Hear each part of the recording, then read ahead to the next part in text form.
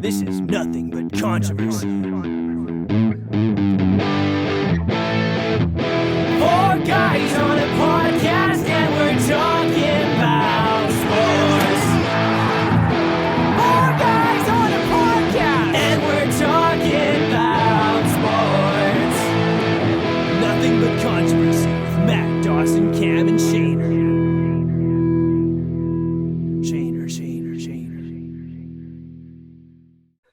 What's up, guys? Hey. And welcome to episode 50 Oof, just like that. of the Nothing But Controversy freaking podcast. Listen, if you're following us on Instagram, you already know what's going on. Last 49 episodes are in the past. That format is in the past. The last 49 episodes, we went from 4 to 5. We went from handsome to even handsomer. True. And we thought to ourselves, you know what? It's episode 50. It's time for a change. It's time to upgrade. And we're very excited about it. So we're introducing today NBC 2.0. All right? Nothing but controversy, second edition. And basically all that is instead of getting into a routine and doing the same segments every week, we're going to basically talk about what's in the now of sports, what's the most important thing going on right now, our thoughts about it. And, of course, we're still going to shoot the shit, do all that stuff. I don't know if you guys have anything to add about that. Yeah, and keep those segments alive. You know, Yeah, if we got a topic in sports that needs a top 5, you already know we're going to push out a top 5 for you boys. And as you can tell already, brand new editing style, can switch cameras like this, close up on Shane. There we go. And back to all 4 of us. Oh, but no, I'm fucking pumped, boys. Oh, all 5 of us. All 5 of us. that is true. Yeah, I am pumped, boys. I am pumped. Anyways, so that's kind of what's going on now. I figured I'd keep the countdown to the Super Bowl alive. Absolutely. We started that at, I think it was 199. We're now at 69 days. Nice. Yeah. So 69 days away from the Super Bowl. With that being said, let's go into our first little topic. We could have talked about it last week, but of course, everyone's favorite host, Shaner, was not here. He was quite busy in Vegas. We're not going to exactly get into the details of what he was doing down there. What happens in Vegas stays in Vegas, boys. Come on. Absolutely. Could not have said it better. But if you're living in Montreal and you haven't been living under a rock, you know that the Habs a couple of weeks ago, they cleaned house. All right? They got rid of the GM, Marc Bergevin. And, I guess everyone just give, your initial thoughts of what's going on there. Personally, I can't say I'm surprised. He was on the last year of his contract. I mean, might as well get it over with now. I think it's not unfair. I think it's unfortunate because he did build the team that took us to the Stanley Cup. We didn't win it, but I know it was a different kind of playoffs last year, and it definitely favored us. But we still got there. We still had a chance to lift the cup. So personally, I think it was the right move, but I feel bad for the guy. No, truth of the matter is they fucking suck. And they suck. They're so bad. They are so fucking bad. I can honestly say I've watched maybe 3 games this year. And in those 3 games, I've not been impressed, obviously. But just look at the fucking box scores. They are so bad. It's depressing. It's definitely depressing to watch right now.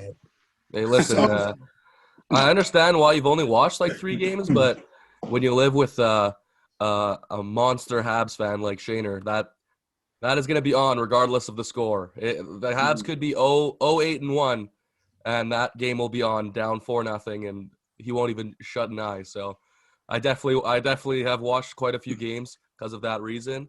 I still love it wasn't the same as last year. Last year watching the Habs was just the electric. best. Yeah. It's just the best. We were talking about in the pod. We're I don't think I've ever been more excited for a Habs team. Yeah. They were so electric last year. And now it's embarrassing. It's pretty bad that 26 games into the year, it's already a write-off. Oh, yeah. It's a write-off season that you can't even be excited to turn the TV on anymore unless you're excited to watch the team tank, I guess. But like today they just announced Toffoli and Edmondson are out week to week. So like it's not even, we had that excitement that Edmonton's coming back to shore up the defense, and now it just seems like he's like never coming back. No, that's the thing. Like I was writing down notes for this, and I'm just like I'm trying to think of the GM and what's he actually gonna do. And the biggest thing for being a Habs GM is just you have to like the hardest part of being a Habs GM isn't trades you have to make. It's not contracts you have to negotiate. It's having to not adjust, but I don't even know what to say, but like making sure the Habs fans understand the situation we're in. Because there's still Habs fans out there that are like, yo, like, why aren't we doing this? Why aren't we making a move to do this? Like, no, we are tanking. And Jeff Gordon came out and said it. I don't know if you guys heard last week. He said if the Habs go in the direction of rebuilding, he's going to be open about it, and he's going to do what he did in New York when they sent out that letter saying, hey, this is the direction we're going in. If you're not happy, well, I mean, it sucks to be you. Exactly. It seems to be working for them right now. Let's be honest. Like, shout out to Jeff Gordon making the move from NASCAR to the fucking NHL. No, I think that's gonna be key though for Gordon too. Is to do that, to tell the fans like this is what's happening, and like you guys are gonna have to ride it out with us, because I think there's a lot of uncertainty right now, whether or not to blow it up, whether or not you can do this like a quick rebuild, like a quick retool or not. I don't know. I don't think it needs to be. I think that would ruin the Habs more if it was a quick rebuild. Yeah. Right. So the way they drafted for the last like 10 years. Exactly. That's the thing. 1 year in, 1 year out. Like Bergevin has had 10 years, and every time it was, it was a quick retool. It was we make a quick couple signings here, quick trades there, but nothing really materialized into like a legit powerhouse. Obviously, we went to the Cup, but like we've never finished a regular season top of the East or in the top like 3 of the East, since Bergevin has been here. I don't believe so. I think it was time for him to go. Look, I have the utmost respect for Bergevin because he made moves that nobody in Montreal would have made. Yeah. He traded fan favorite. He traded his captain Max Pacioretty. He traded a fan favorite in PK Subban, and those weren't popular trades. Obviously, to me, those both worked out. You got Suzuki in return for Pacioretty with Tatar, who led the team in points. I think 2 of the 3 years he was here or whatever. Weber, obviously, the leader that brought them to the Stanley Cup. And the picks that he got in return, he made a trade Dale Weiss and Thomas Fleischmann for the pick that turned into Romanov and Philip Deneau. So he did make moves that were unpopular, but at a certain point, those draft picks, you got so many draft picks and your scouting system just wasn't good. And maybe it was rushing prospects like we saw with KK, but you need to hit on at least one of them. And as of right now, none of them hit. Strikeouts. We could say Caulfield hit in the playoffs last year, but right now Caulfield's not looking that good. We could say Romanov hit because he's in the NHL, but that adjustment period for Romanov hasn't been what we thought it was going to be. That's what I was going to say too. Like outside of the MLB, maybe you're not like winning consistently without drafting and developing players, and the Habs have not been able to do that, at least consistently, for a while. It was definitely time. I think no one's going to disagree with that. No. It just I want to know what direction they're going to go in because you look at the decor and Jeff Gordon's first move was picking up Cale Clegg off waivers, which I thought was a fantastic move. But he's not the GM, so I'm interested to see what the guy's going to do. My question for you guys is what would you do? Like, what would you do if you were appointed GM? Obviously, I don't think any of us are going to be appointed GM of the Habs, but what's the first thing you would do looking at the team right now? Obviously, for me, it goes back to the prospects. And Matthias Norlinder can go back to Sweden. What they're doing with him is only hurting his development because he's played, 3 games? I know he was hurt at the beginning of the year, but if you're not going to play him, there's no point in him being here. So let him go back to Sweden. Let him finish that, get that game ready to come back. And next year, I'm almost guaranteed he'll be in the top 4. You look at guys like Sherratt, Kulak, and Weidman. Those are big names around the trade deadline. The way Weidman's playing, he could for sure get a mid-draft pick for a team that needs a puck-moving defenseman. Sherratt, everybody's saying he could get a first-round pick. Yeah. Listen, I would be very upset if Sherratt got traded. I'm a big Sherratt fan, but he's a free agent. I don't think he's going to come back. He's going to want to go win. He got that taste of going to the Stanley Cup. He's going to want to go win. What I would do personally is this might not happen, but there's a guy in Colorado. Montreal's needed a puck-moving defenseman since Markov was out of his prime. Give me Sammy.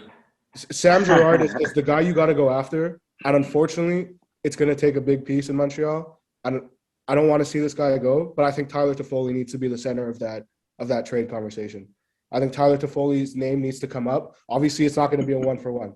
You can't get Girard for Toffoli straight up, but Toffoli's name needs to be brought up in there, throw in some draft picks. But Sam Girard would be the number one defenseman in Montreal, and he's the target I believe that they should be going after. Yeah, I mean, I hate to kind of butt in there after you just said how much you hate Sherratt, but I had written down that how much you love Sherratt. But no, I had written down that, especially with all the word flying around that he could fetch a first, he's at the top of my list. That's got to go at least now or before the deadline, because like you said, odds are he's not coming back as a free agent. So why not take the first again? And that just goes back to what I said before. Embrace the rebuild. Right, like Sherratt is unfortunately not a franchise cornerstone that's going to last throughout a rebuild and want to last throughout a rebuild, which adds more to the fact that he's not going to re-sign because he's going to want to go play for an instant contender. So for me, it's get him off the books for a first. I think that would be the money move, whether it's now or whether it's right before the deadline. Doesn't matter to me. But if I'm coming in and I'm a GM, that's the first thing that's on my radar. Yeah, and speaking of like embracing the rebuild, like I think they really I don't know if I would want to blow it up, but if I was to blow it up, you got to move on from Carey Price, Brendan Gallagher, Jeff Petrie.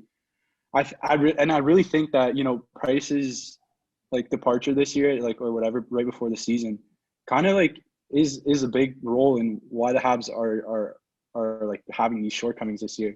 I think it really shook up the locker room, to be honest. So I think if you were to move a guy like Price, you're gonna have to move the guys that were came up with him, just so there's no hard feelings there, and obviously you're clearing the books, dude. The Habs are tight like financially. There's not a lot they can do when it comes to the offseason if they don't move some of these guys as well. So I think if they want to, they want to blow it up, you're really gonna have to embrace that rebuild style and that, tank for Shane Wright or whatnot. Yeah, I'm right there with you guys. I think like clean house, keep the vets that you think you need to keep. But if you're gonna get a first for a guy like Sherratt, move him. And if he's serious about what he's talking about implementing like an analytics department within the Habs, which is something they don't have. Use that to your advantage. It's obviously. Tampa's big on that. I know that for sure. Look at their team now. Look at the way they've drafted the last 10 years or so. So, yeah, I think, like you guys said, just embrace it. Move on from whatever you don't think you need to keep. If you need to keep a guy like Gallagher, just have that vet presence, maybe be the next captain, then do that. But otherwise, get rid of the dead weight at this point. Personally, if I became the GM of the Habs, the first thing I'd do would probably be I'd enroll myself in a couple French classes. Just because that seems to be quite the issue in Montreal. Bienvenue chez le podcast Nothing But Controversy.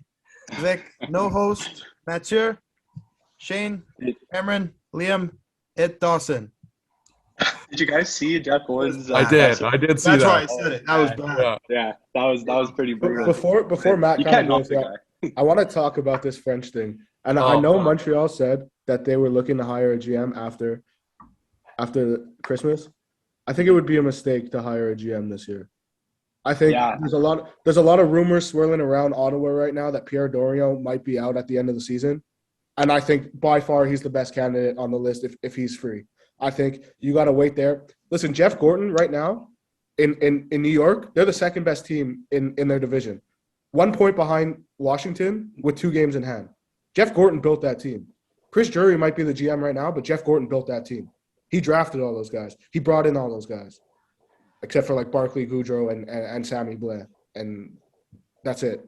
Fucking Barclay Goudreau. Sammy Blais hurt, so they're doing it without him. So let Jeff Gorton build this team this year. Let him get the picks that he needs for that scouting system to work, because they drafted very well in New York. So let him accrue all those picks. If Pierre Dorion's there, he's by far needs to be that guy. If he's not, then you took a whole year to figure out who that guy could be. But give Jeff Gordon. Forget the French thing for 1 year. Yeah. Like even some of the French Habs fans are so tired of losing. They're like, we'll overlook it. Like just bring in some guy who's going to do a good job. And to me, right now, it's Jeff Gordon with Pierre Dorion. That's got to be this year, and next year you can figure it out. I really hope the Habs take their time and get the guy Gordon wants, and just I want them to do this properly, because they're rolling on like three decades of mediocrity. You know, like it's probably the worst period of time the Habs have had in their history. Ever, for sure. So yeah, so I think they really have to take their time here and find the right guy for the job. You know. Yeah, well, like listen, like I was saying, so I'm with you guys. Like there's nothing you can do now that's going to turn the season around. It's not that's going to turn the team around. Like No. I think anyone who thinks that is in denial. Like just accept the fact, embrace it. You know, like embrace the fact that we're bad. Be excited that we have a chance at getting a guy like Shane Wright. Just be excited about that. That's you know. it. But another thing, I feel like the Habs are like in a very weird situation. Like they have like really old guys and really young guys. So personally, there's a lot of like, I feel like the Habs are making a lot of decisions like who to sit, who to play. They have a lot of guys that are like healthy scratches and stuff. A lot of guys who have a decent prospect pool. To me, if you're tanking, do it right. Play the guys that you plan on having in the future. If you like, you know what I mean? Like if you're planning on, I mean, I'm just off the top of my head, like if you're planning on building your team around a guy like Romanov on defense, like play him the nonstop. Like not that they haven't, but a guy like that, you know. I disagree with that, because Montreal has rushed every prospect that they've had, and none of them have panned out. And now, not saying that he's panned out, but look at the guy who's playing the best hockey for the Habs right now. It's Ryan Poehling, and Ryan Poehling spent 2+ years in the AHL. He spent an extra year at college. So you can't do that right now. You could do it at the deadline. You could do it after the deadline when there's 18 games left or whatever. But you can't with almost 60 games left. You can't be having your rookies and throwing all your rookies in at once, because they won't pan out. The pressure in Montreal is too high for rookies to all come together and reach the potential that they were supposed to reach. To me, like I agree with what you're saying, but I also feel like in those past situations, the Habs like were playing with something to lose. Like all the pressure was on. Right now, there's no pressure. Like there's always going to be pressure when you're playing in Montreal. It doesn't matter if you haven't won a game in 20 years. There's always going to be the hopes that somehow Montreal is going to be in the playoffs. Personally, I agree with hold up 2 seconds. I agree with that, but I think if we're talking about embracing the rebuild and really communicating with the fans, that I think the pressure should alleviate a little bit. I'm just gonna say that a little bit, yeah, but I don't think it's still going to be a high pressure situation. Okay, interesting. I just thought, I didn't even know what Cam said before about they're implementing an analytics department. I can't believe that wasn't done 10 years ago. Right. Like that's essentially crazy. like they said that they didn't surround Bergevin with the guys that could do it. They essentially said that Bergevin took on too many roles, and that's what kind of screwed up the Habs. So Jeff Gordon came and said he was gonna build that. Yeah, I'm not, and like there's still a lot of not deniers, but there's people in pro sports that don't believe in analytics, and they still believe in because there's a lot of old scouts, so they're not like into all the numbers, they don't understand it, So just off the top of my head, like the Rockets GM, the Eagles GM, there's a bunch across different leagues. Like some of them really, really believe in it, buy into it, invest in it, but some guys don't. Bergevin saw it as from what I understand, he saw it as a tool in addition to their scouting department. Not something to base everything around. Right. And the way Gordon's speaking, it's like we're going to invest in it. We're going to have a whole department dedicated to crunching numbers. So that'll be interesting to see. Yeah. I mean, speaking of analytics, speaking of what we could call Moneyball, Money Puck, if you want. I don't know if we're done with the Habs, but Just Big news in the Steph, MLB. One more thing. Oh, go about crazy, that. go crazy. Kind of a little bold prediction here. I know you guys are gonna miss that one, so I'm gonna throw it in. I would be shocked if before next season, Vitaly Kravtsov is not a Hab. He was drafted in the top 10. Jeff Gordon drafted in the top 10 a couple years ago in New York. He's looking on his way out. I would be shocked if he wasn't a Hab by next season. There you That go. would be a sight to Okay. see. Beautiful. All Back right. to Moneyball. Back to Moneyball. Back to Billy Bean. Speaking of which, Billy Bean owes the league owners a lot of explanation and a lot of money because that analytics is the reason for this MLB lockout. And I don't know. Lockouts always bug me because I was listening to the Pat McAfee show today, and he's like, lockout. I don't know if it's just because he was a player, but he's like, lockouts are literally never the player's fault. It's just greedy owners, this and that, whatever. I haven't looked too much into the MLB one this year. From what I'm getting at, from what I'm understanding, it's they want some justification for the second and third tier players, like not the superstars, who are not getting paid on their second contract. So obviously there's a lockout for that reason. I think baseball players are fucking overpaid with like crazy to begin with. So for me, this is a moot point. I don't find it valid because I think they're grossly overpaid anyways.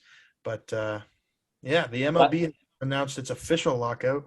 Don't know if they'll miss games. Shane, what'd you say? Like the last 4-5 lockouts, they haven't missed it? Yeah. So essentially the last time they missed games was 94-95, and that was a player's strike. Okay. So, with 3 months to go, 3 months before the season starts, you got a long time to negotiate what you want. And the way it's kind of going, I think I would be surprised if they did miss games, and I think a lot of people would be surprised. Yeah. But once we get kind of into late January, if things aren't kind of getting closer, I think that's when the talks about missing games is going to heat up. Yeah, I hate lockouts because it's always about money, right? And like these are some of like the richest people, in comparison to the average person. Yeah. Yeah, exactly. So it's really frustrating and annoying, but yeah, you hate to see it. And as you said, Shane, like it'd be surprising if they missed games, and if they don't reach an agreement, sometime soon. I could definitely see like a third party coming in, or like they get arbitrators or whatever to just get both sides. They to talk for both sides and eventually figure something out that benefits both sides. But it's always unfortunate when there's a lockout. I think what they need to be talking about, and I don't even know if it's on their agenda, but they need to be talking about expanding the playoffs because that is one of the is. things they're trying to discuss. Because holy shit. I think it was 14 or 16 teams they're trying to get it to. Because like as a Jays fan who missed the playoffs by a game off of one of the best runs I've ever seen in the MLB. And the Jays had better records than teams. Yeah, Anyway. exactly. I think it was definitely something that needed to be addressed. I don't I know what also else. think they kind of. I think a division realignment was part of it too, because the Dodgers and San Francisco finished 1 and 2 in the league, and one of them was out in the second round because they're in the same division. So I'm pretty sure division realignment was part of the new discussions. Well, yeah, and the AL East was fucking stacked too. Yeah, but, like you've heard a bunch of Jays like fans and people that work for the Jays say that it's so hard to get pitching in Toronto because nobody wants to face, the Yankees, the Rays, the Red Sox. No. So maybe moving from that, maybe Toronto will get some bigger free agents to come down. Yeah. I don't know. I don't really understand what's going on with this. Like, I mean, I know like the basic stuff that like you can find on Twitter and stuff, but I agree. I definitely agree with you guys. Like, it just when you're talking about millionaires and billionaires like fighting over like pocket money, it's pretty annoying. I think whenever you have a lockout, whenever something's resolved, like whenever they get resolved, you have someone who's happy and someone who's not. Like regardless, like 100% of the time. So don't really fully understand the point of this. If the players need more, they need more. But I kind of agree with you, Dawson. Listen, you're worth as much as people are going to pay. So that's what it comes down to. Baseball teams make a lot of money. They also play 162 plus games a year. So, You're muted. But I was reading a lot about this. Like, Matt, you're muted. I was like trying to bump in like 3 times. That's Sorry, why. Dawson. I was just like before you go, Dawson. Like yeah. before you said like that MLB players are like grossly overpaid. Like okay, but also that means that you think that every like athlete is like technically overpaid because in comparison to how much they play versus other leagues and stuff, they're probably getting paid the same amount. Sure. Right? And like NBA players are probably like ratio wise like the best paid out of all in all sports. Maybe I'm wrong about that, but they play 82 games versus 160 in MLB. Like think about it in the MLB, like think about how much money they bring in because literally like how many times they play. They literally play 160 times. That's 80 games at home. They're playing from whatever it is. They start in April? Is it April? I don't know. April to October, and they're playing about 75% of those days. But think about this. Max Scherzer just got paid $43 million a year, right? And how many games is he going to play next year? Fair He's enough. going to play 160 games. There are some guys who do. Right. They should get paid absolutely, but I think there are Max guys. Scherzer started 30 games in the regular season last year. it's over $1 million. Divide that by 43 million.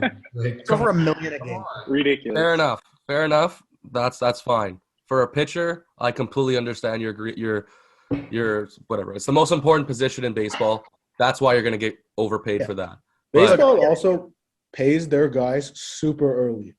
Like Fernando Tatis is what? He's like 21, 22. Yeah. He just got a 13-year contract. Look at Like, Wander this guy's played 2 Franco. years. But that's new. That's new. That's Yeah. new. What'd you say, Ken? But Yeah, Wander Wander Franco. Franco too.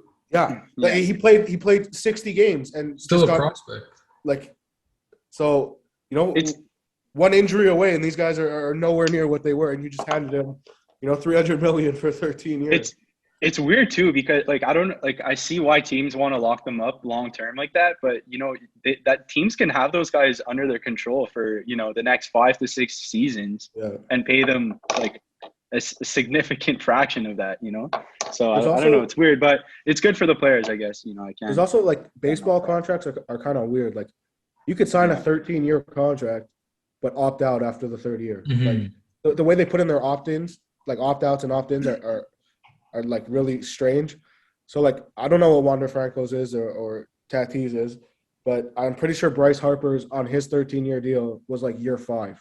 Like he can opt out in 2 years, I'm pretty sure. So like what's the point of giving a 13-year contract if he has the option to say no, I'm done in 5.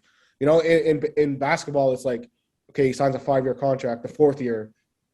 After the 4th year, it's an Player option, whatever. Yeah. But what's the point of giving someone 13, like an extra 8 years for him to just be like, oh, I'm walking away? Yeah. No, for me, I don't know. I'm not the biggest baseball fan. Like I'll watch I'll watch a football game, I'll watch a basketball game before I'll watch a baseball game. And I'm not saying they're not talented. I'm just going on like a per effort basis. Like, yes, basketball players play less games. Yes, football players play significantly less games. Like, look at a designated hitter. Like, you're going up to bat 4 times a game. I understand you're going against the best pitchers in the world that are throwing 100-mile-an-hour heaters at you. But, like, it's just the effort versus, like, not reward, but it just drives me crazy. It's definitely the least physically taxing sport, professional sport, or one of. Yeah, no, like the NFL has 17 games now, like because and then you're looking at 3-4 playoff games or whatever, but like because they can't play any more than that, like you will die. Like no, but not necessarily right away, but like it's going to be 18 in like 3 years. Like they're looking to move it to 18. Yeah, but like Cam said it, that the most perfect thing you could say about sports and that argument about how athletes are overpaid is you are worth what people are willing to pay you.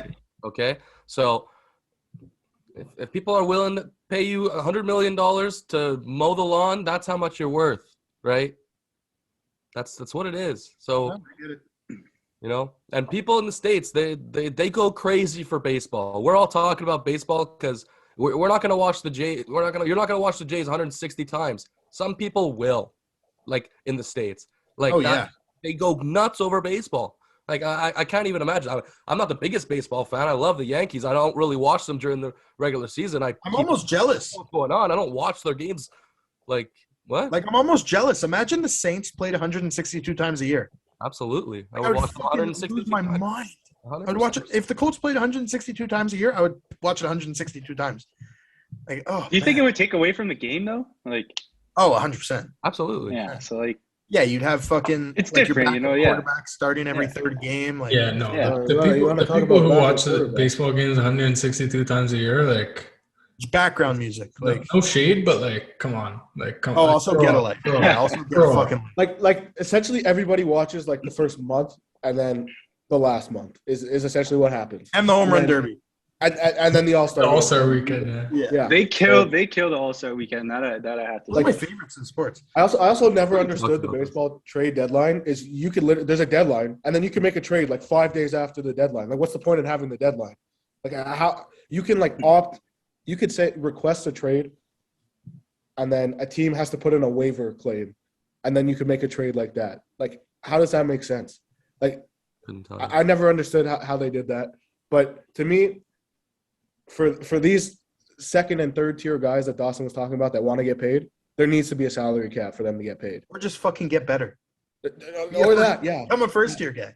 But there's got to be if you really care about it that much, there's got to be a salary cap. You can't be paying a pitcher starting 30 games $400 million. You can't. If you want to get paid, you just can't allow that to happen. So there's got to be a salary cap. And if there's not, the trend's going to continue. Those guys are going to get $380 million. And you're going to get popcorn on your couch. I have no problem with Mike Trout getting $400 million. Like I have a bit of a problem, but anyway. Like I'm sure Shohei Ohtani is going to absolutely destroy every contract. Oh, yeah. When he resigns. Anyways, MLB, come back soon. Let's, Hey, talking about back to backup quarterbacks. I guess we can talk about the NFL now because let me tell you, the Giants are in the dumps. Fucking let Mike Glennon sling it. Bro, he's hurt. He's got a concussion. Jake Fromm is starting on Sunday. Wow. Jake from Yeah. State Farm? Jake Fromm is Jake Fromm listed State currently Farm. as the starting quarterback for the New York Giants. Mister, I cannot throw more than 17 yards down the field. I honestly Against the had guy. The worst no part idea is he against the was guy I close. wanted so bad in Justin Herbert. That's the worst part is I'm going to get to watch Justin Herbert ball out and then have to watch Jake Fromm throw it to LA more times than he throws it to the Giants. I thought for sure he was still in Buffalo. Maybe I'm They tripping. just signed him off the practice squad. Oh, yeah? Yeah. Damn. Yeah, Shane, I feel bad for you, man. It's gonna if they win, honestly, our consequence might be that game. Like that's what it's looking like right Yeah. now. I was gonna. I thought you were about to come up with a scenario where they could win, but that's not happening. No, there's not. But what a week in the NFL! dude, what Yeah. a year in Oh, the yeah. NFL. Fucking crazy. Dude, I was looking at the standings. There's not a chance in the world I know who's gonna be where. No, Next a month week. from now. like it's fucked. Dude, there's like 8 teams in the NFC that are below 500 that have a legitimate shot at making the playoffs. Yeah. The Saints have lost 5 games in a row, and they're 1 game out of a playoff spot. It's Makes crazy. no sense. Crazy. It's ridiculous. It's amazing because what the heck is going on? It's not just the same teams there every time. You know, like we actually have a chance every week, like to know what's going, like know something more about what's going to go on. Like in the playoffs, I couldn't tell you who's going to win. I couldn't tell you. I could have a guess, but I couldn't tell you. Yeah, it's absolutely amazing how close the teams are, and I don't think I've ever seen an NFL season like this. No, I know we did it last week, but we could literally have an entire show of contenders and pretenders, and like make it valid arguments for contenders out of 75% of the league. It's insane. But I just want to go off on a little tangent about the Dolphins. I personally think they are the biggest pretenders in the NFL right now. I know they won 5 straight, but first of all, their wins haven't been impressive. Other than the Ravens game, that was a very impressive game. But I have it here. Yeah, so they won against the Giants. Pee Wee football team, that is the Texans. They won against a horrible Jets team, fucking falling apart The Panthers team, yeah. and a Mike Glennon, an injured, or what did you say, concussion? Yeah, he's got a call. A concussed, dizzy Mike Glennon. Like that's who they beat in the past 5-game win streak. None of them were Sleepy convincing. Glennon. Sleepy Glennon. Oh, And, man. like, I don't even know how they can reach his head. You see how long his neck is? The guy's a giraffe. yeah, I'm shocked he can reach. I'm shocked. But also, they haven't been able to pull away, and I forget. no, the name, but, they like, beat the Texans by 6, the Jets by 7. Like they have That's not had a amazing. convincing win. yeah. Dolphins suck, man. Fuck the Dolphins. They are the biggest pretenders. And Jalen Waddle got You're not hurt wrong. towards the end of the game there yesterday. I don't think he came back in. So, He's balling out. Yeah, they're But fucked. look, Sitting I on- was Who's Tua listening gonna throw to to? I was listening to the Pat McAfee show. I was listening to a few other shows this morning. Shout out Pat. But they're all saying, Tua might be a guy. Tua might be a guy. I'm here to personally shut that down. Thank Okay. you. Tua I'm is with you. not a guy. And I get he has a better career record than Joe Burrow, blah, blah, blah. Like the Dolphins into a were a better- good team last year. The Dolphins were a good team. The Bengals are good this year when you surround Joe Burrow with a decent roster. Okay. Tua is not that guy. He has not thrown a ball past fucking 3 yards down the field all year. He's left-handed. That's a big issue, bro. Oh, I'm just here to speaking shut of it that, down. I don't know if you guys saw this, but Logan Ryan made a request to start at quarterback for the Giants on on Sunday, and he's like, "I'm literally Tua. I'm lefty. I could throw it like 3 yards down the field." It's true. That's crazy. I'm here to shut it down. I'm here to shut it down. I'm not a believer. Tua hype can drive into a wall for all I care. I don't care. I'm not here for it. I agree. I could not agree more. yeah. I'm just tired of hearing it from you guys. I'm gonna be honest. You guys can just keep saying it. It's fine. But you know what? He's not an elite quarterback. He's not a team that you can't win a Super Bowl with. Tua is not a top 20 quarterback in the NFL. You can't win a He Super should Bowl. not. He probably shouldn't have been a first-round pick, if we're being honest. Like The way he's playing, absolutely not. at the time, I don't know. Like look at Justin Herbert. Look what he's doing with the Chargers. Like Tua's not sniffing his balls. Burrow, same thing. Even Mac Jones, like Tua is one of the worst young quarterbacks, and I don't want to say worse. He's definitely like he can be an effective game manager. I think like he can win some games. Man, like And the fact that everybody's saying, "Oh, look at his passing percentage," brings it back to what Dawson just said. Yes. Is he doesn't throw the ball downfield. No. I could stand back there and throw screens all day and have an 80% completion percentage. You don't see me getting drafted 5th overall. you know what pick they did not miss on, and we touched a bit on it. Jalen Waddle, man. This guy has been incredible. I took him, I think, with my complete last pick in fantasy. Yeah. Never dropped him, never traded him, and like mid-season, Never talked. Not gonna lie. he just started absolutely turning up. He's doing a lot of catch and run there, though. He's doing a lot. He's catching the ball at like between 5 and like 15 yards and taking it like 40, 50. With Jamar, I know Jamar had a fucking crazy start of the year. But is Waddle making a case for the best rookie season for a receiver, or is it not close? No. Because Waddle's getting like 10 catches, but he's like yesterday he had 9 catches for 90 yards.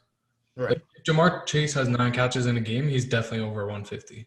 Yeah, absolutely. Also Or got at least 130, 140, you know? No, right now I think it's Jamar Chase. He had I a think- horrible drop yesterday. Yeah. I don't think Waddle is that far though. Oh, me neither. Stats wise, no, I think it's really close. No, yeah. But like the sheer number. Jamar is really slowed down. Sorry. Go ahead. No, I'm just like Waddle will finish games with like 10 catches and Yeah, look, 70. like Waddle has 30 more receptions than he does, but like 100 less yards. There it is. Like you see, And I think if 5 the roles were reversed and Chase had 30 more catches, he would be blowing Waddle out of the water. You know. for sure. That's fucked. 30 more Yeah, catches, less yards. Well, Yeah. I'm just looking at his stats now, bro, and like the last 5 weeks, bro, he hasn't gone over 52 yards or more than 5 catches. So That's Jamar. yeah, Jamar. Oh, 100%. 100%. He's slowing I down. said it last week. I didn't think he was slowing down this bad. I didn't realize the production wasn't there right now. No, for sure. 100%. Mac Jones is the rookie of the year right now. And Yeah. like, Waddle also has 25 more targets than Jace does. And it's also a different story when Will Fuller comes back. When Waddle is the guy right now. Like, put Gesicki aside, maybe, but Waddle's the guy. Like, Yeah, obviously, Devontae Parker came back yesterday too. But yeah, exactly. But like in Cincy, like I'm super high on T Higgins. I really like T Higgins. Oh, I he's still a- like Tyler Boyd. Like, Jamar can get hidden in that offense as electrifying as he is. He can become at any point like the third option. and the run game for Cincinnati is far better than Oh, what it yeah. is in Miami. Cam, I want to bring it up because I want your feeling on this. But Nick Sirianni announced that Jalen Hurts would be the starter when he's healthy. To me, that's a fucking no shit. Thanks a lot, Nick Sirianni moment. I figured, but are you any hype on the Minshew Mania train? Or are you let's rock with Jalen? No, I think Hurts would have had better numbers yesterday, to be honest. That's what I'm saying. People forget they played the fucking Jets. Yeah, no, that Jets defense is putrid. It's absolutely horrible. Nothing much to say there. Like, good for Minshew. Happy he came in when the Eagles needed him and then made a few big plays, kept drives going. Yeah, he got the job done. But he looked good. He honestly did. He did. Like, he got a lot of guys involved. Goddard had a day. Yeah, I had him on my fantasy team. Played him in Fired up fantasy. about Yeah, I that. played against him. Fuck. Did you see Goddard after the game? Some fan was like, "Yo, Goddard, good looks for the fantasy." And Goddard goes, "How much should I put up?" He goes, 30. He goes, "Fuck yeah!"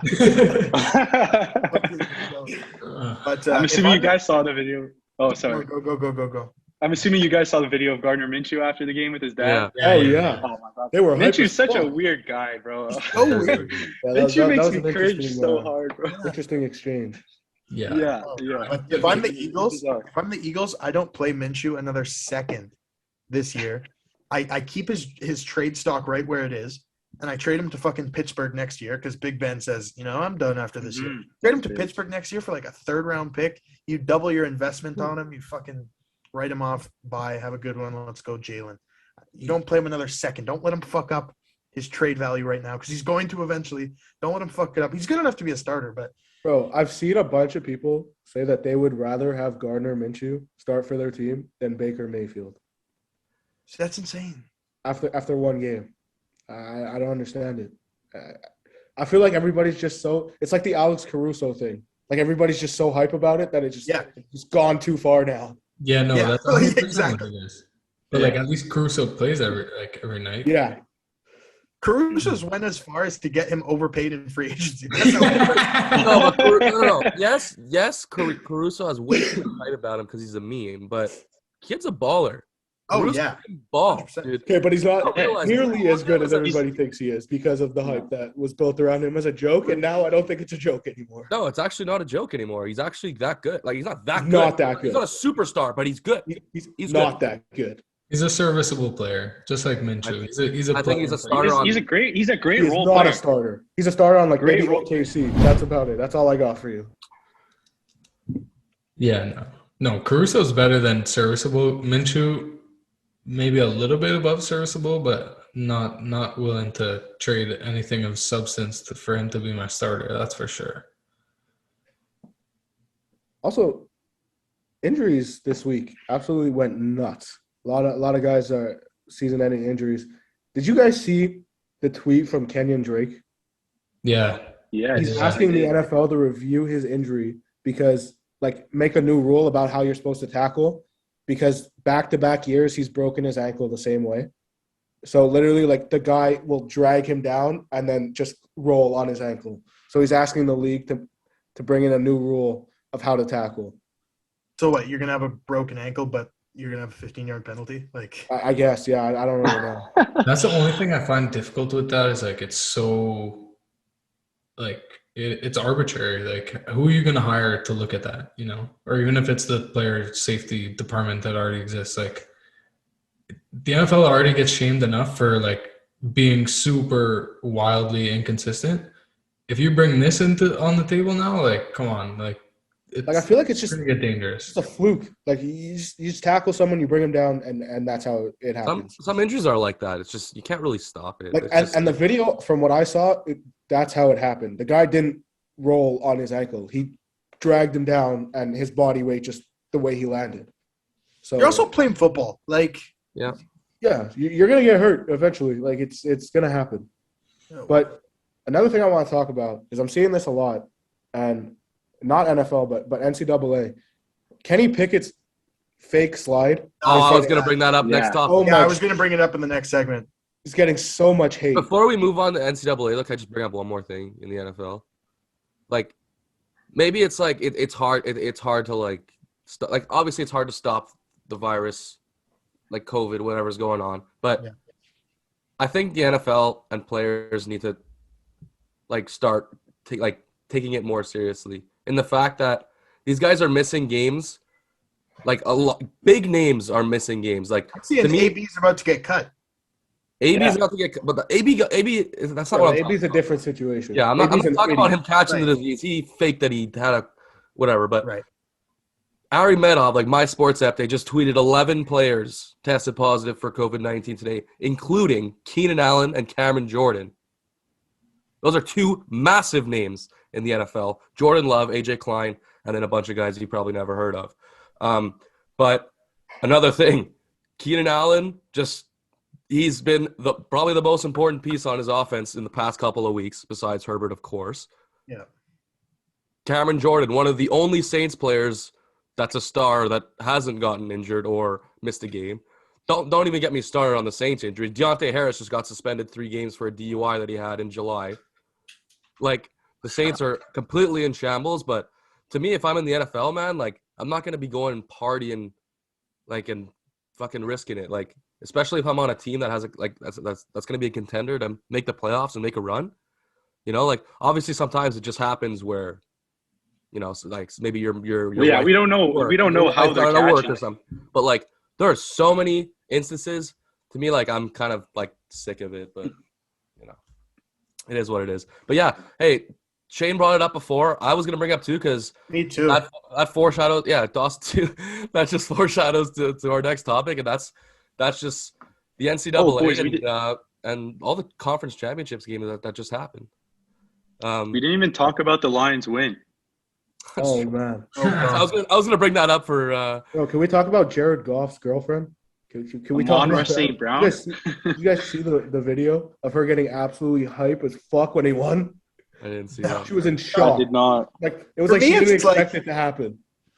For me, it's like, hey, congratulations. Hey, you also fucking suck. Yeah, Shut no, the but what? But what I asked killed me was Shane this. when they scored. Sorry, I asked Shane this. I think it was yesterday. We were talking about it. I don't think the Lions are the worst team in the NFL. That's the craziest thing. They're not. Oh, I do. If they're worse, you think they're better? You think the Texans are better than them? No, dude. The Lions have lost like 6 games in a row by like 7 or less points. Like, that's I not think- being bad. That's being it's being bad, but it's also being like unlucky. Like, Yeah, I think. I mean, when you They have lose the on a worst short- Look how they lost to the Bears, man. That's horrible coaching, horrible. Yes, exactly. It's the coaching. It comes They down almost to coaching, too. like Jared Goff took I don't know how you managed to win a game on a game-winning drive where you don't have timeouts, and Jared you Goff. with Jared Goff, and you took a delay of game penalty. How does that happen? How does that happen? The I Lions don't are Amon-Ra one of St. the Brown? worst coach teams I've ever seen. Like, Exactly. And I'm not exaggerating. Amon-Ra St. Brown even said it. He's like, I was in shock when the DBs weren't covering the goal line on the 100%. last play. That was also that's the whole different story about the Vikings. Like, I don't get how Zimmer's allowing that. He's a defensive-minded guy. I don't get how the fuck that happens. But Detroit is an awfully coached team. And everyone's hype about Dan Campbell saying this and that. No, I think they are a very poorly coached team. I think he's got the locker room to buy in, but he's not.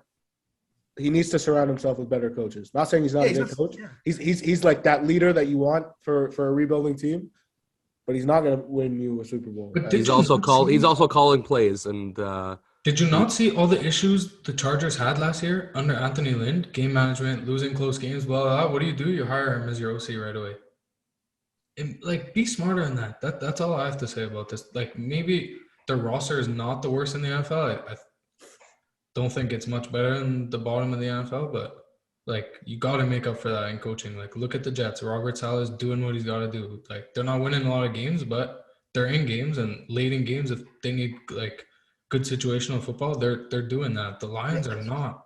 And yeah, like it's come down to how many like last drives where they up and then the team comes down and scores a touchdown or kicks a field goal. The only one I'm gonna remove from that is Baltimore because Justin Tucker's literally disgusting, and that you can't prevent him from doing that. That was an NFL record. Like, that's not your fault that he hit that, but like the rest of them, it's been the close games have been their fault that they lost. Yeah, agreed. Okay, right. well, yeah. I want to get this fucking Kenny Pickett shit off my chest. Yeah. So before we bring up like the college football playoff and the conference championships, like in one of the conference championship, the ACC championship, Kenny Pickett went off for a 70-yard touchdown run in Like 56 yards, but yeah. 56, whatever it was.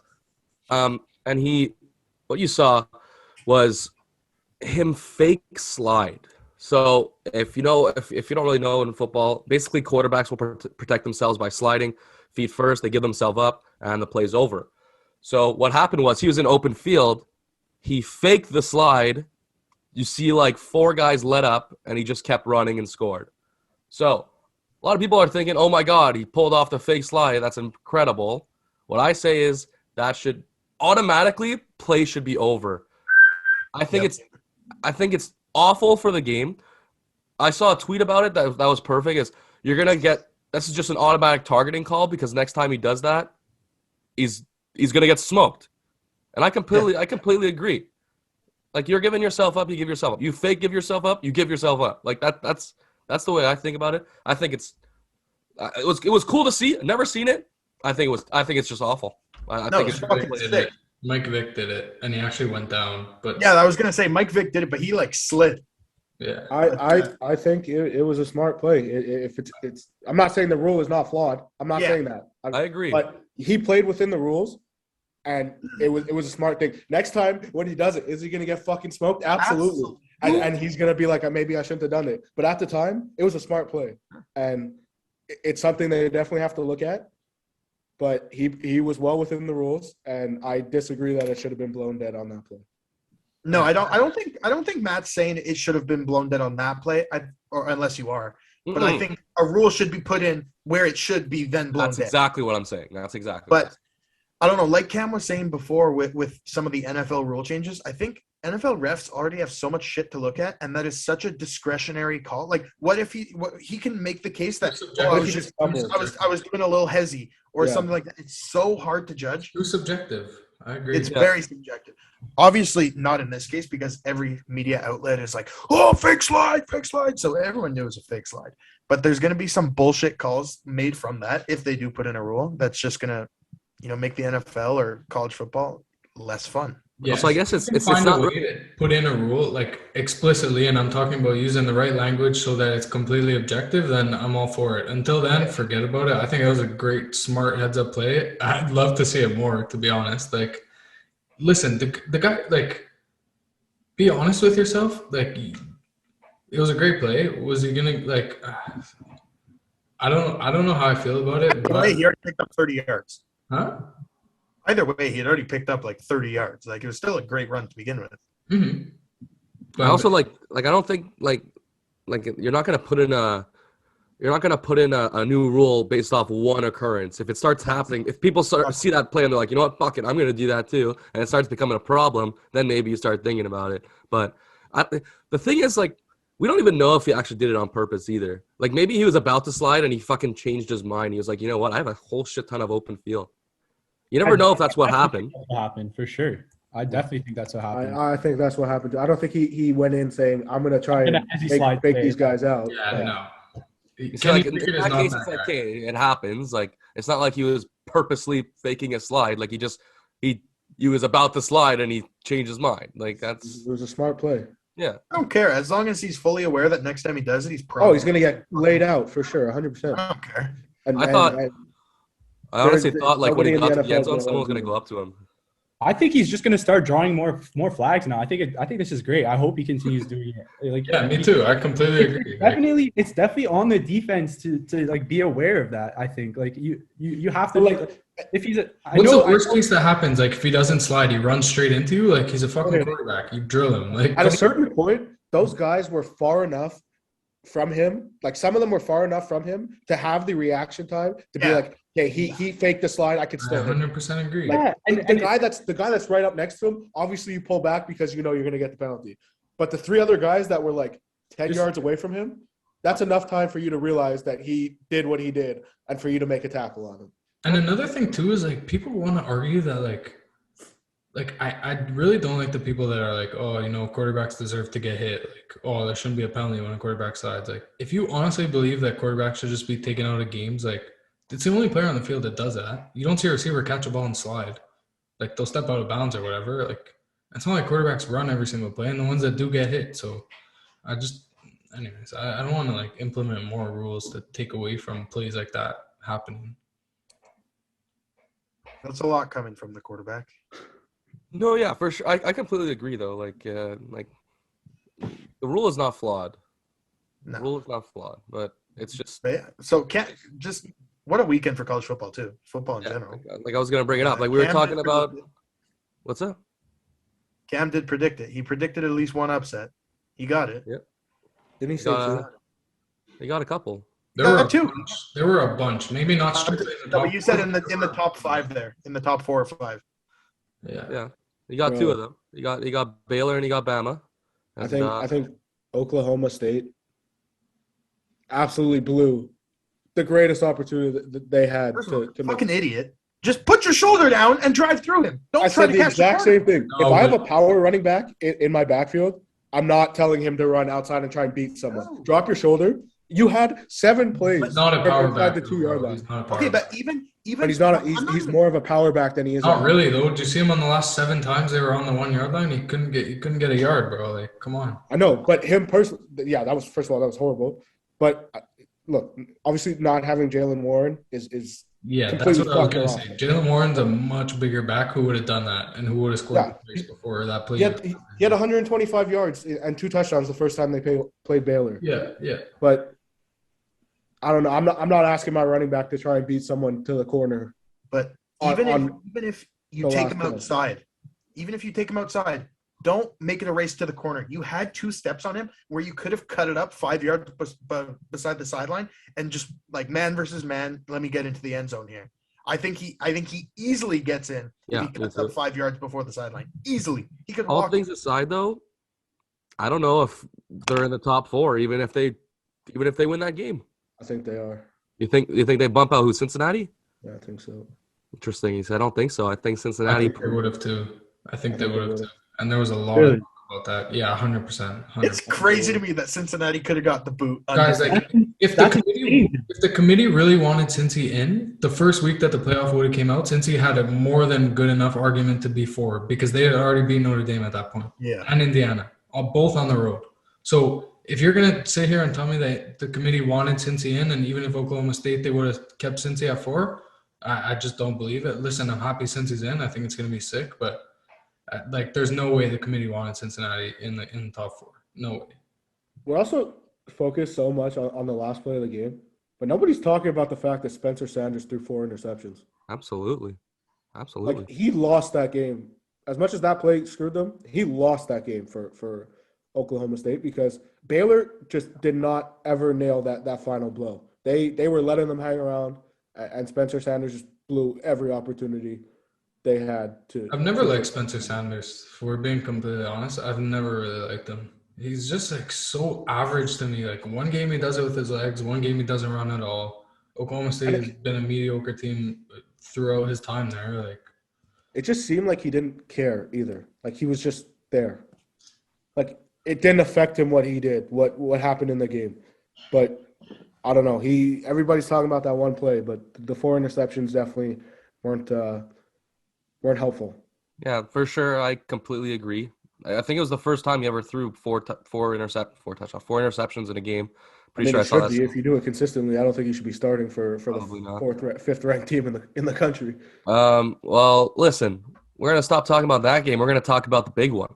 We're gonna talk about my dogs, the ones who beat the Bulldogs, the Crimson Tide.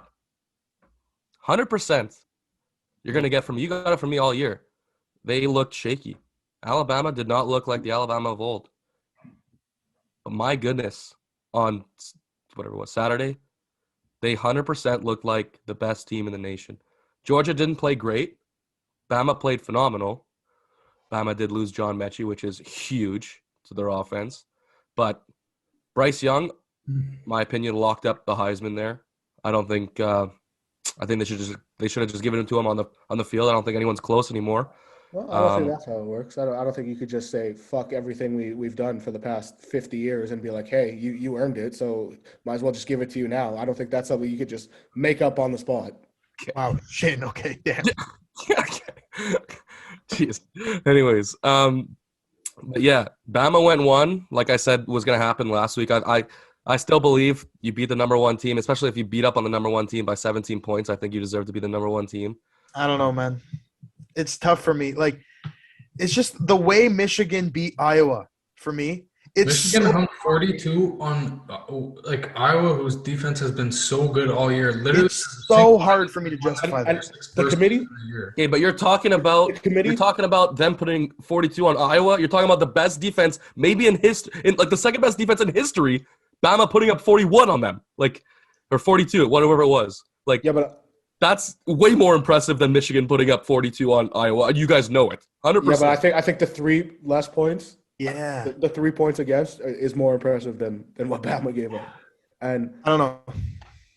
The committee came out and said that it had nothing to do with Bama and Georgia playing again, but that's bullshit. It absolutely bullshit. I think you're right. I'm not going to argue. Bama 1, Georgia 3, or Bama 2, Georgia 4. There was no other way that was happening. Completely agree with you. If you disagree with that, you're wrong. That is factual for sure. Everybody knows it. Everybody who's reporting on this is saying the exact same thing. I also think that they're going to go ahead and play again right away. I love that. I think it's going to be a crazy game. The reason that Michigan to me should have been won is because a loss to Michigan State is a better loss than losing Texas A&M. Texas A&M. Yes. Oh, fair enough. I think Bama just showed what their potential is. That was Bama at their peak. Michigan played at their peak all year, or almost all year, except for. I don't see Georgia losing again. To be honest, as much as they got outplayed, I don't see them losing a second time. Here's my thing though. If this line goes to over 7, I'm absolutely hammering Michigan. Georgia's offense is nowhere near as good as. I don't know if anyone thinks they're that good, but they're not. Listen, not to say I didn't think Georgia was the number 1 team in the country last week. I did 100%, but Michigan has a really, really, really, really, really good defense. Really good, scary good. And that run game is going to kill the clock. Yeah, and Georgia has one of the best front sevens we've ever seen. Michigan's O-line is terrifying, absolutely terrifying. They're blowing guys off their blocks. So, it's going to be interesting. I don't know. I do think Georgia wins, but I think it's close, very close. I just have a problem with Stetson Bennett starting in a playoff game. That is my problem. Yeah, I agree. I don't know how. To me, I think you just got to pull the trigger and go with JT Daniels. We were talking about JT Daniels in the Heisman conversation, and yes, Stetson Bennett got you there, but he also got your ass fucking blown out against Alabama because he played absolute shit. Yeah. So, I think a big thing too for Georgia's offense is getting that running game going. Zamir White, Cook, and the other guy they use a lot. I thought early on James Cook is real nice out of the backfield. We saw it a few times on Saturday. Yeah, that's what I'm saying. Early on, they were running the ball well against Bama, and I thought they were good, but they just couldn't run the ball anymore. And I mean, they couldn't. They had to throw, but they even talked about it on Saturday that Cook was Saban was planning for Cook. Saban said that Cook is a guy that scares them. Well, not in those words, and they didn't. To me, they didn't use Cook enough to have a chance to hang in that game. And I know he's coming off ACL surgery, but if he's not healthy, Pickens shouldn't be starting. And the lack of using Pickens in that game blows my mind. Yeah, absolutely. He had a huge catch early on, and then they went to their tight end a bunch, and he balled out, but he had nobody opposite him. Nobody scared Alabama opposite him. He was also hurt in the second drive. Yeah. So if if George Pickens isn't healthy, why is he there? And why can you not trust him to make a play when you need it to happen? Because when they were down 2 touchdowns, I was like, okay, they're going to start going to Pickens a lot because they need to get back in this game. The guy wasn't even on the field. Like, I don't understand. He's the best receiver in the country, and you're not using him. I don't understand what Kirby Smart was thinking on that one. I knew that if Bama's offense could put up points in this game, that Georgia would be in trouble because their offense is – it's no secret their defense is the reason why they were 12 and 0 going into that game. Like, it's no secret. So, to me, that's what we got to beat Georgia. I don't know if Michigan's offense is up to that task. They don't have anyone that can blow a game open like that in the way that Alabama did it anyway. So, it's going to be interesting. I don't know what happens with Cincy now. I really don't know. There's no way they're going to win. Look, But can they keep it close enough to be respected? me and Liam as the newest Bearcats fans, I think minus 13.5 is very generous for Cincinnati. I think it's going to be at least a 20-piece, and it pains me to say. I don't know, bro. I really think they're gonna go out swinging. Like there's literally nothing. They have nothing. have to. Like, yeah, that's what I'm saying. It also depends what Bama team we see. Like, Exactly. You're right. We've seen Bama struggle against a shitty Auburn team, A&M. Like, I don't know, bro. It also depends how healthy Robbins, like the running backs are for Bama. Yeah. So He was not healthy. No. He wasn't. no, but now he's getting 3 weeks off, 3+ Yeah. weeks off. But hamstrings are tricky, man. Hamstrings could last for, Kenny Golladay hurt his hamstring in week 1 last year, and here we are, fucking a year and a half later, and he still has hamstring problems. That's one guy who stayed on my fantasy bench all fucking year. Just I'm waiting. You're telling me I was waiting for him to pop off. Yeah. But yeah. I just want to back to the fucking Michigan bean too.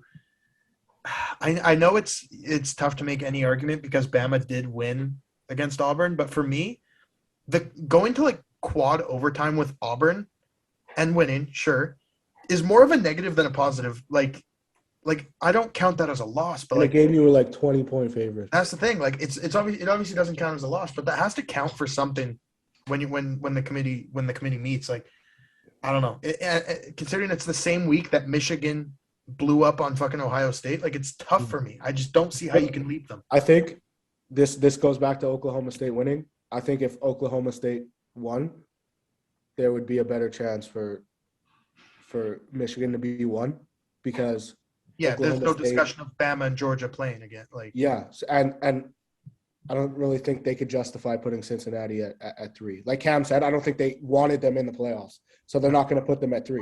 So I think if Oklahoma State won, they would have been in the playoffs. Could have been 3. Alabama was 2, and we still would have seen Michigan and Georgia play against each other. yeah, committee's corrupt. They are. Committee's corrupt. You think they should expand? Yes. Yes. I think this is the first year that expanding actually makes sense. like I think how that's lit? because people got like the knowledge that it might expand, so teams kind of had to prove that it was worth expanding. Yeah. Like how lit would have a Cincinnati like Oklahoma State or Baylor game be? Like that would be a sick game to watch. Rather than like Notre Dame, who probably I wanted Notre Dame to get in so bad and win because fuck Brian Kelly. I just wanted them to win just because of that. Just because he dogged them like that. Oh, okay. Can we end on this? But did you guys see Brian Kelly speaking at the LSU basketball game?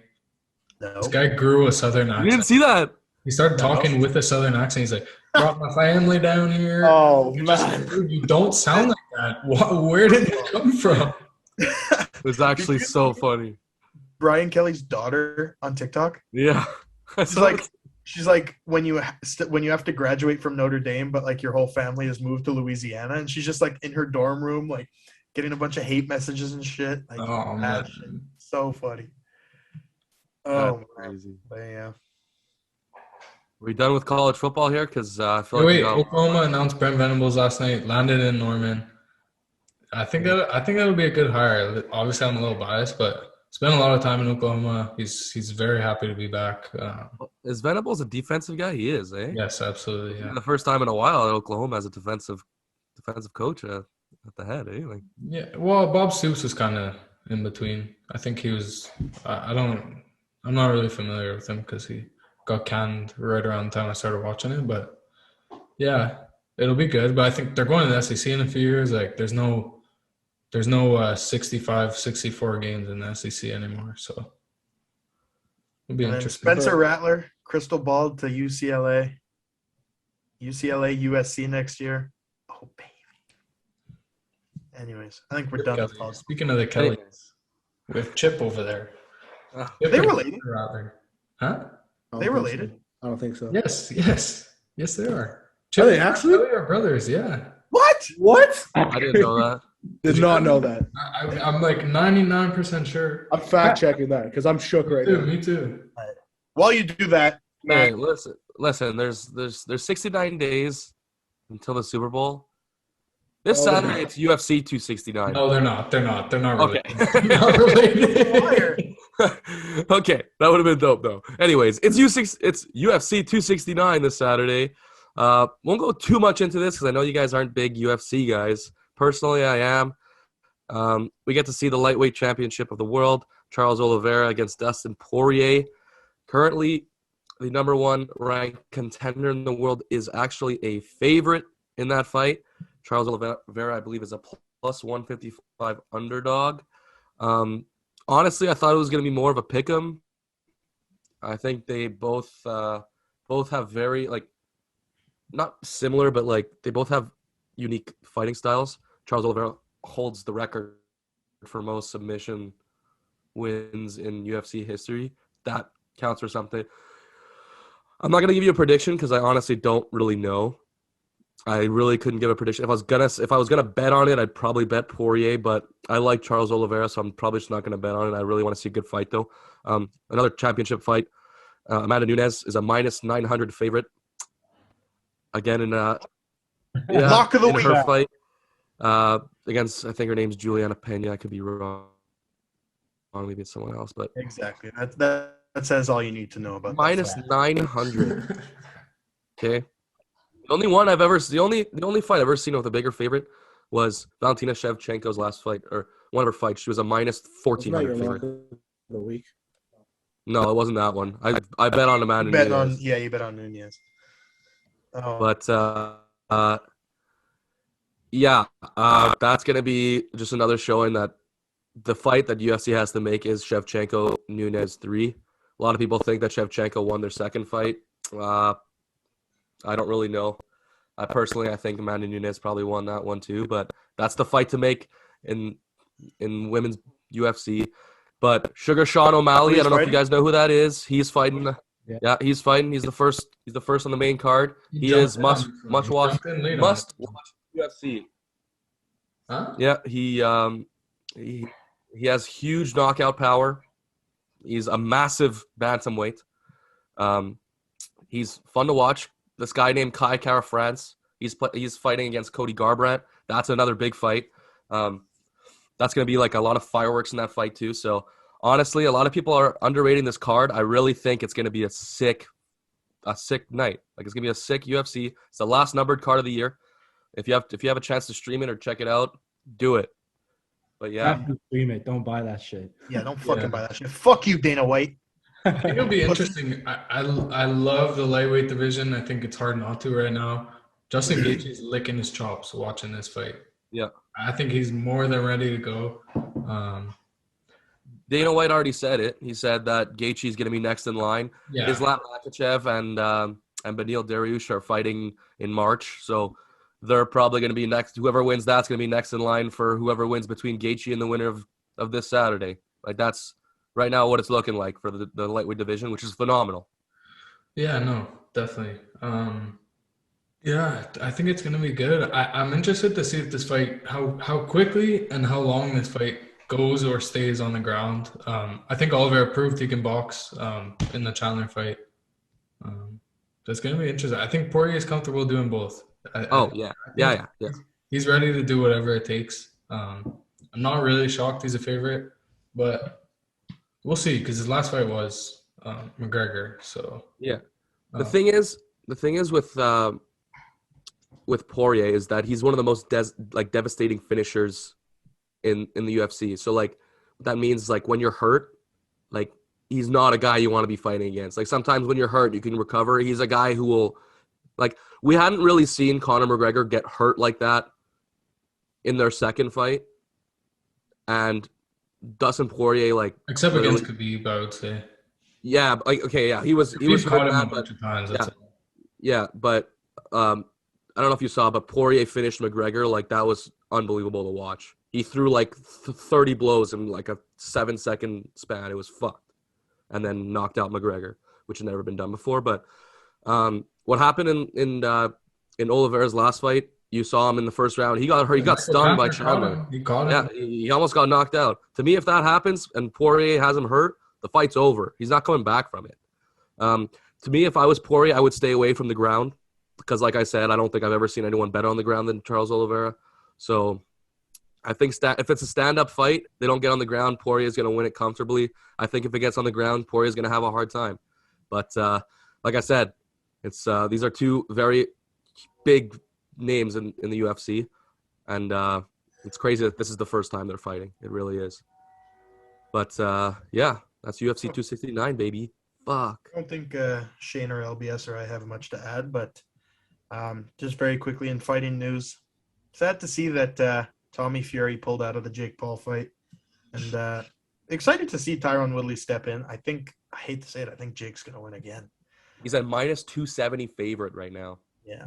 Opening. Uh, That's just like a part of that is because, I mean, he hasn't really, like, Tyron Woodley hasn't really been training for that fight. Apparently he's been in the gym, but he hasn't been training for the fight. Now he's going to have a whatever it is at a 1-week fight camp. Like, he's not really going to have a camp or anything. He's pretty much going to train for 3 days and fly to Vegas or whatever it is. But listen, all I got to say about that, like, obviously I hate Jake Paul and his boxing, but, like, he's given the fans what they want to see. Like, dude, he could have easily just been like, I'm postponing this fight for 3 months. He said, fuck it. I've been training for Tommy Fury. I'm going to just call up Tyron Woodley and make this fight happen. I mean, obviously he wants to make that money, but, dude, he's putting in a bunch of clauses. He said, if Tyron Woodley knocks me out, I'm giving him an extra $500K. Like, yeah, I'm glad that's public now. Yeah, me too. Me too. You know, like the first fight they had, it really looked like Tyron Woodley, you know, let off. You know, he didn't finish him. And but we'll see. I do think Logan Paul's a good fighter, a good boxer. We'll see what happens. It was funny what he said about Tommy Fury pulling out. He was like, instead of he fumbled the bag or whatever, and he was like, instead of you know, getting that money, he's gonna be paying for the stream. yeah. I was like, yeah, come on, Rick. No one's fucking buying your stream. But I don't know. Yeah, If I I had don't a know. bag like that in front of me, I'm fucking fighting with broken ribs or some shit. I don't care. I don't care. It's something Even other. punching bag. You didn't want to. Fury has also officially disowned him. Exactly. But speaking of minus 270 favorites, boys, one segment that's not going away. That's staying forever. This will never go away. Never away. Never going away. But we have a twist. Every single week for our lock of the week, we're going to implement a nice big punishment. We're taking these seriously. We've given you guys the bullshit. Oh, we're going to do it. And we never did. I did it once. It sucked, but Yeah. Okay. But now we're going. We're doing this shit. Matt, let them know what the punishment is this week. Okay, so basically how it's going to work is every week we don't necessarily have to take turns, but we're probably just going to agree on a punishment, or someone will just bring up a punishment. That it's going to change every week, so it's not going to be the same thing, you know, whatever. It's not going to be, oh, you have to funnel a beer or whatever every time your lock misses. Like, so this week I think Liam brought it up. He saw it on. Did he see it on TikTok? I don't know what he saw it on, but and do you want to explain it? Do you want me to explain it? It's Sure. Yeah. No, this guy he posted a play on his page, you know, a supposed lock, and he said, you know, if this doesn't hit, I'm gonna put a rack on, you know, the Lions money line. Lucky for him, that paid off. But that's a pretty that's a pretty scary thing to do, you know. Okay, I want to preface this by saying we're not betting $1,000 on anything. No. So what we'll do is this week, what we'll do is, you know, if your lock doesn't hit, you're gonna have to put some money. You're gonna have to put $10 on. We're gonna go on the biggest underdog. Yeah, of week 15. Week 15 in the NFL. Yeah. So, you know, that could very well be another Lions money line or whatnot. But so yeah, that's the consequence this week. And we will post the bet slips Absolutely. on our Instagram just to prove that it's going on. No, we won't, because all these fucking locks are hitting, boys. Matt, start us off. What do you got? We also agreed that there's no more like minus 500 favorite. I think Shane can't pick a 1 seed to be the 16 seed in March. Shane did it. I did it. I don't know if you guys did it, but I've never done it, so I don't know. okay, No, fair, I've never done crazy ones like that. Yeah.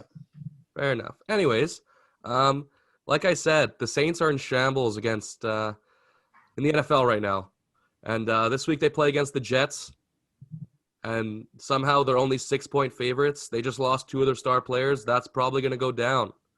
So I'm taking Saints money line over the Jets. Can't be less than mine. I don't even know if that's a lock anymore. The Saints have just been so damn bad. But yeah, that's my lock of the week.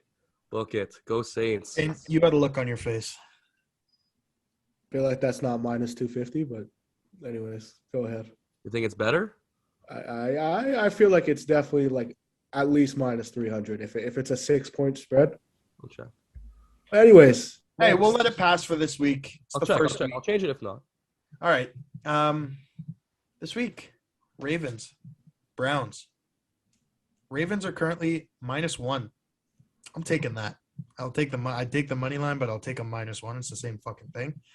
So I'm taking Ravens -1 against an extremely disappointing Browns team this year. So lock that in. I don't know what they do on NFL Network. Lock that shit in, baby. I like that one. I'm gonna go to probably the biggest game of the week here. The Bucks are playing the Bills. I'm gonna take the Bucks -3. At -1. OBS is hoping. Yeah. Big for the AFC East run. Exactly. It could be a potential Super Bowl matchup. So we'll see. It's gonna be a big game. All right. Well, listen, it's -250 right now, but 100% that's going to go down. So do you want me to change it? No, you're good to go. Yeah. Lock Saints that money in. line. Book it. We're going to MetLife Stadium for mine, but not for the Eagles and whoever they're playing. We're going to college football on Saturday. One of my favorite games of the year, Navy Army. Under. Hammer the under. Listen, shout out to the guys that covered 3 podcasts. They'll never know who we are, but listen to them religiously. I forget the exact number, but I think Service Academy unders are 41-9 and 0 over the last whatever that is 50 games. So we're riding the under. I locked it in at 36 earlier today. I think it's at 34 and a half. God damn, that's scary. I am hammering it. It's -110. That's how it is with the over under. I'm very tempted to put a lot of money on it, but I'm following you with that. we're putting the house. The score last year was 15-0 for Army. These games are literally like the chances of it going over are slim. The weather's shit in New Jersey this time of year. Give it to me. Give it all to me. Under 30. We'll get a little snow game too. Yeah, those games, it's always under on the score, over on the fucking QB rushing yards. But the mentality behind it is like both teams pass the ball 5 times a game. Yeah.